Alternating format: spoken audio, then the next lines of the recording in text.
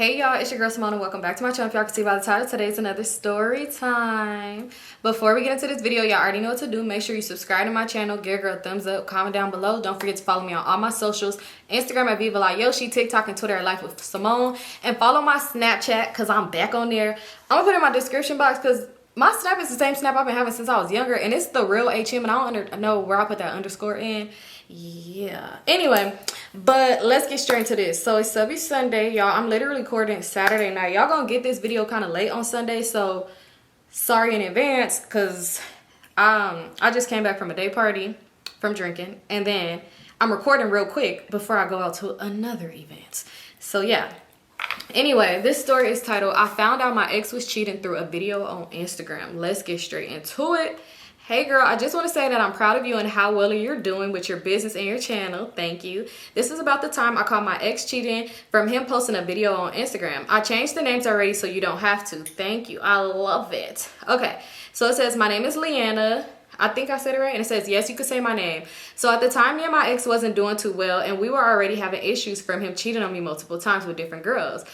I'm gonna call him liar like I did the last story time. So he would specifically talk to this one girl named Homewrecker. He would always talk about Homewrecker randomly to hurt my feelings and make me feel insecure, because at the time I didn't like share my body as much because it was hard for me to get into anything sexual.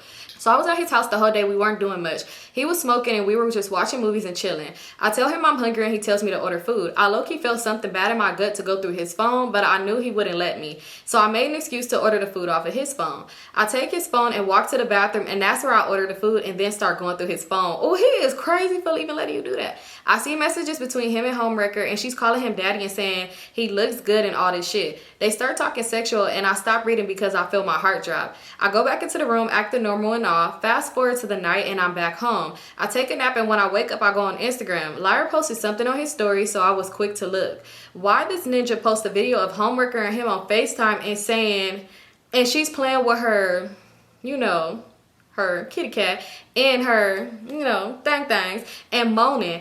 I was so hot and very emotional back then, so I really get to crying.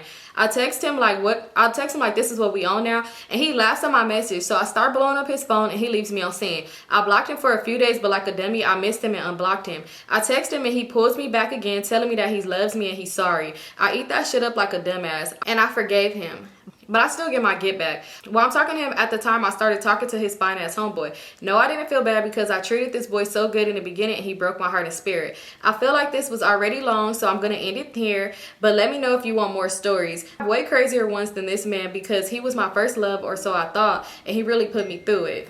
This wasn't his first or last time talking to Homewrecker. Please don't judge me because I was young and dumb at the time. Still young but not dumb. I'm doing better now with my current boyfriend, and I'm learning to love myself and my body. It's still hard sometimes, but my boyfriend is patient and makes me feel like the most beautiful girl. Oh, that's all that matters, is when you move on and you could grow from your experiences.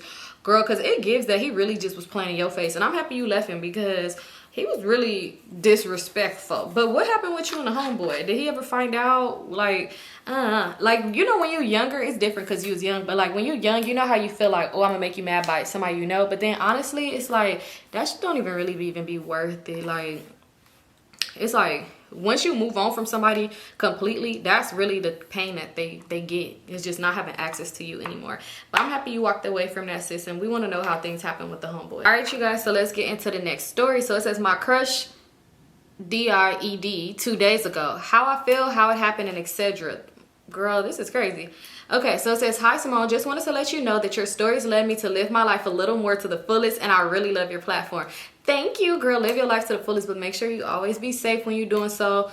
Watching your surroundings, and don't trust people too much because they'll play you. And don't get too drunk around people. Okay, this may be a little long, but I'm not going to part to it because I hate when they do it to me. You can say my name, Mimi, throughout this story, and every name I say is changed. Okay.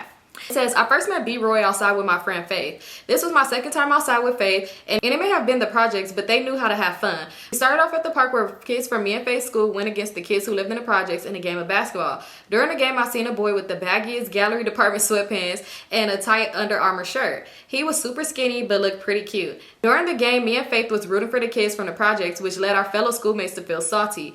They called us scattic, Philly slang, dick eaters and all. During the game, B-Roy was playing in, these black talisman Uggs, which caused him to fall. While he played them, he walked over to me and Faith and said, "I'm really not ass, it's just these shoes," which made us laugh even harder. After the game was over, me and Faith walked around to the next plant. B-Roy was there with his two friends who weren't really relevant, but their names will come up soon.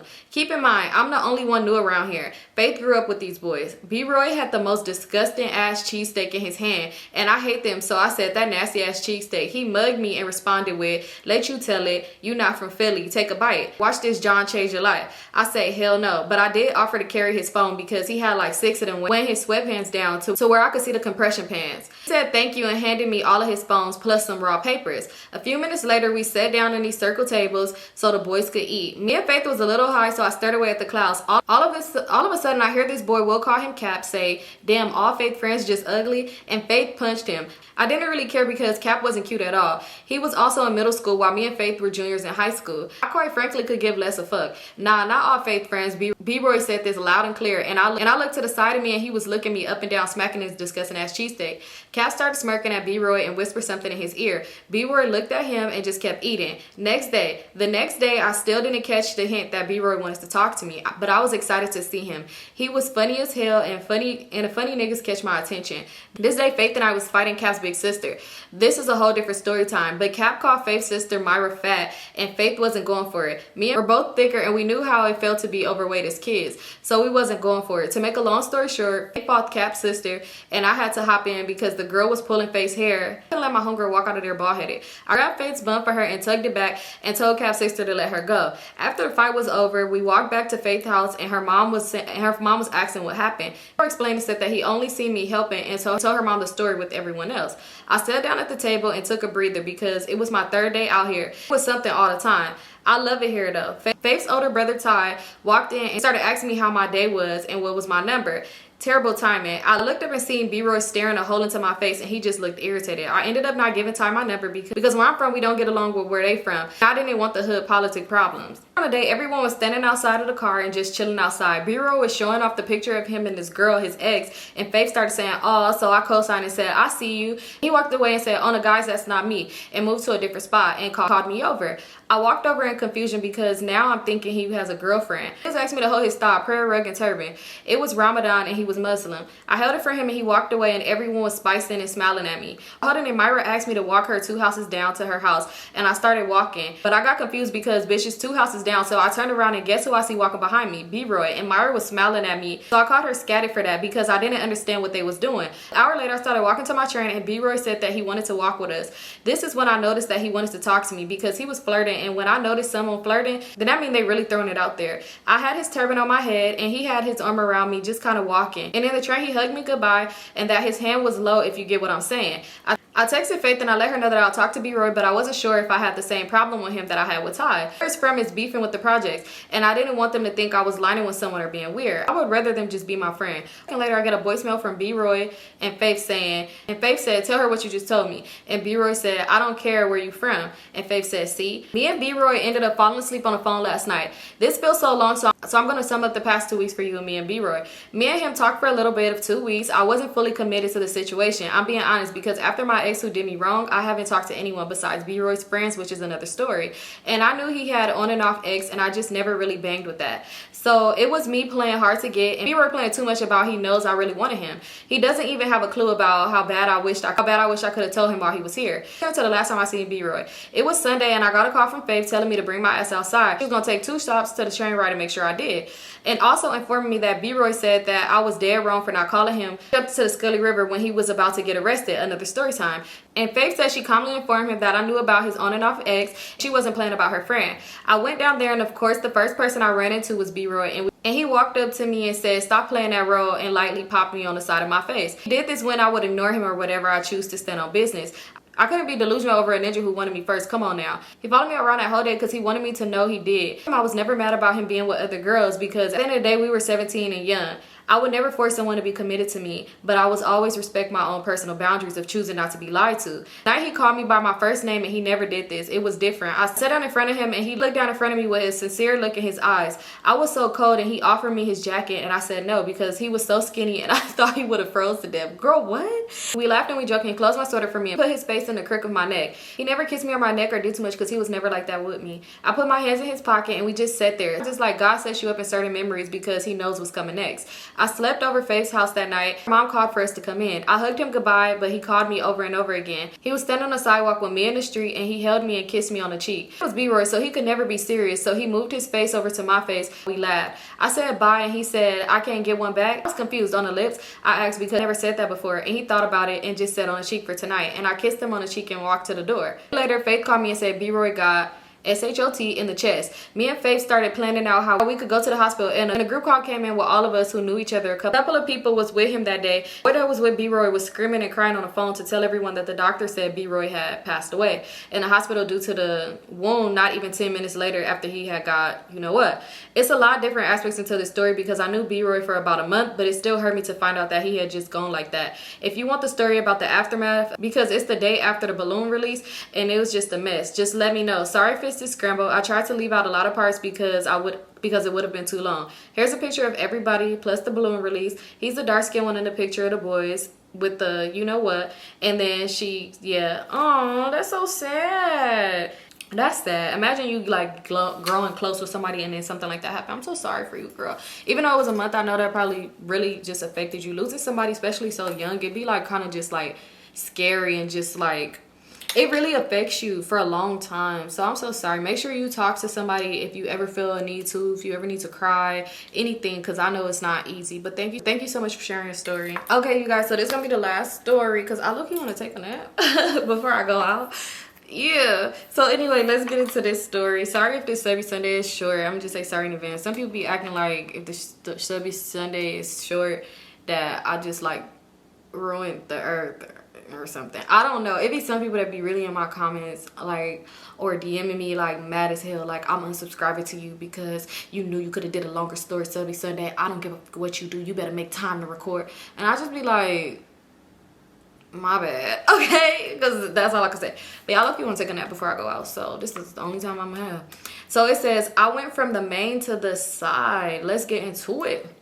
So it says, hey Symone, there's nothing else to really say. I'm gonna just start. So this all took place back in 2021 where everyone was doing blended learning, remote and in person. So my school had closed down in October because of COVID, then reopened back in March, a little bit after my birthday. So when I went back to the building, we were in small amounts of kids in each grade, and the actual building included me. By the way, I was a freshman this year, and I had a boyfriend who we're gonna name Darkskin for obvious reasons. So a few days after me settling back into the building, and I get up on Snap, and so I get a snap by a random guy by search. I did see the notification till later that night because those after school naps be hitting different. So I'm on the phone with Darkskin around this time, but I didn't tell him that anyone added me until I added the person back. So after I add him back, he texts me a few minutes later, and I don't remember exactly how he started the conversation, but I do end up remember how I find out he goes to my school. And he got my snap from his homeboy who doesn't need a name. But anyway, he told me his name was Boxer. That's the name I'm going to give him since he was always carrying boxing gloves on his book bag. So he ended up being my very first friend at the school, and everything was nice in the beginning. What I talked about is giving him my number. Darkskin told me he doesn't trust him and that he may have other intentions, but my dumbass always want to find out for myself. So anyways, a few weeks into our friendship, I noticed how weird he started acting on and off when he kept refusing to tell me which grade he was in, red flag number 1. It got even weirder when he started calling me Stinking Puka. Not calling you Stink. And he posted me with a caption but deleted a little while after he knew I had a boyfriend, red flag number 2. I could list all the red flags, but then we would be here for even longer. But anyways, I finally found out that he was a senior, but I didn't press him about it. I just took the information and minded my business. I should have pressed him. So fast forward to when my relationship started getting real rocky and I ended up breaking up in the middle of the summer. Me being stupid and in my feelings, I told Boxer and he took it as his chance to shoot his shot as if I wasn't freshly out of a relationship. I was getting back with him the next day. Anyways, I told him that I would think about it just in case me and Darkskin really didn't get back together. We did, and I told him, but even though he wouldn't stop trying.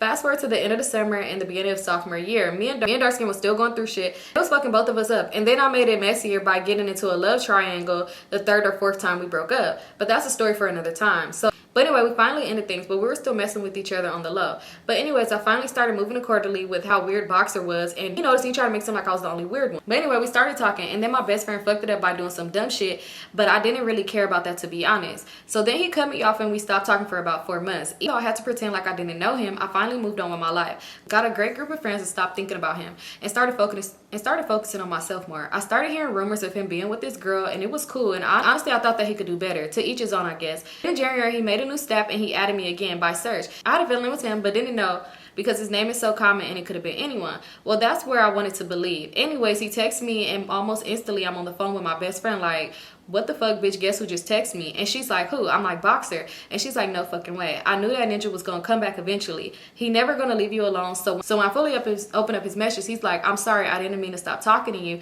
and a bunch of other bullshit, and tried to flip it on me. Already like, ninja, not even higher, how you been, just straight into your bullshit, huh? Red flag. Well, anyways, I hit him with the who's this, knowing exactly who it was. And he's gonna be like, read the name, like, ninja, F you. But me being dumb, I was like, oh, hi. We started talking about everything that happened, and the whole conversation was mostly him saying that I treated him like shit. And I did, but rightfully so. Anyways, he started talking about how he want to start over with me and blah blah blah. And in my head, I'm like, don't this ninja got a girlfriend? I'm assuming because I really didn't know. I was just going based off of what I heard. I didn't bring it up though. And I said, okay, we start back as friends. So the next day we went back to school and I told my group of friends and asked them about it. Turns out that I was right and the reason for them being together anyways. But then I started spilling all the tea. How she was cheating on him and the shit that he be staying, and I'm like, oh wow, LOL. So then I get back home and I asked him about it, and he's like, he does have a girlfriend, but he's not telling me who it is.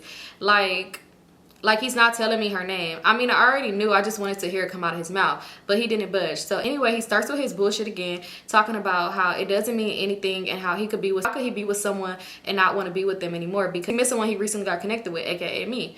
So then I'm not going for this BS, right? And I told him that I'm gonna do me because I'm not gonna sit here and be someone's side. And he was like, I could never be the side. So what the fuck are you trying to do then? Anyways, I did exactly that. I did exactly what I said and we remained friends. So I would tell him about some of the ninjas that I was talking to, and he would get weird and start making up shit, and I would stop speaking to them.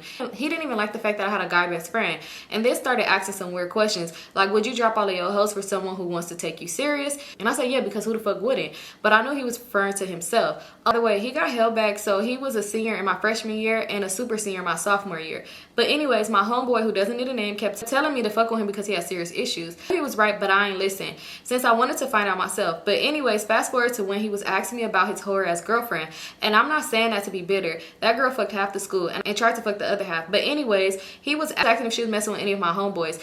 And before I could fuck up and say yes, he had got into it with his girlfriend's friends that ended up being a big thing. After that, all I could keep hearing was the stories about how him and his girlfriend have been cheating on each other religiously, and just like, wow. I didn't really care, but I just felt like it was weird because what made you think it was a good idea to bring me into your shit knowing I would hurt your feelings and you physically? But anyways, spring break came in and me and him got into this big ass argument, and I just wanted to fight so bad, so I told him not to let me see his girlfriend. I knew she was talking about me because she would talk about me to my friends, and she was just trying to save his ass and her ass. And after that, stopped speaking to him for about a good week, and he would keep blowing up my phone. I sent the girlfriend a screenshot of him and confronted him. Thanked me and tried to press me and call me weird, but they got back together. Either way, that's not my business though. We all stopped talking. It don't end there though. The last few days of school and his last few days of being a high schooler, I found out that he cheated on her with her best friend. That's also another story for another time. Me again. And to this day, he still be on my phone talking about how he misses me and he wants to be together. Why would I do that knowing that you got a little girlfriend? But anyways, I hope this wasn't too long. I try to be as short as possible. But let me know if you want any more stories about this trifling ninja. I love your videos. Bye. Thank you, girl. That's crazy because it's like, why are you a super senior trying to talk to a kid anyway? It really be like that though. I'll be so confused. But anyway, because I don't know, he was weird. I don't ever feel like the need of like, I don't know, that's just me though. Some cases do work out when people be like best friends and then get together. But I feel like if you was my best friend and you watched me throughout all these relationships, I just don't see it really working out with us, you being my man now, because I don't know, it just don't seem right. Like, I don't know, but I don't even know what I'm saying. Sorry. But thank you so much for sharing, y'all. That's it for Subbie Sunday. I'm about to try to give me a little nap in before they come back to the house and we leave because, yeah, your girl's tired and I might flake on everybody tonight. I ain't gonna lie. But that's it for this video. Thank you guys so much for tuning in, and I'll see y'all on my next one. Peace out.